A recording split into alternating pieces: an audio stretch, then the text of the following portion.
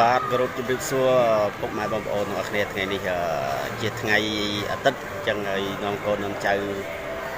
ដើរលេងនៅផ្សារទំនើបអ៊ីអន2បងប្អូន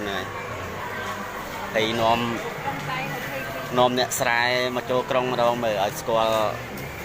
ផ្សារទំនើបថាបៀបម៉េចបងប្អូនហើយ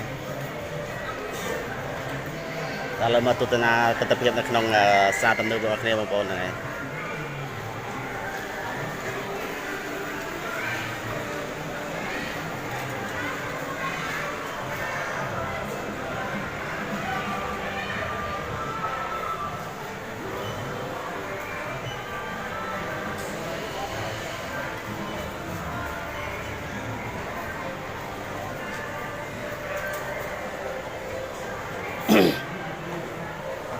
Terrain bong bong terrain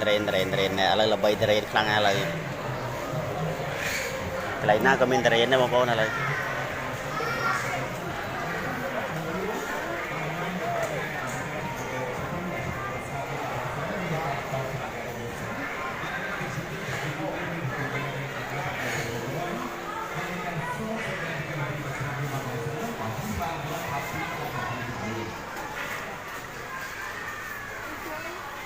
cho hít đá chi trường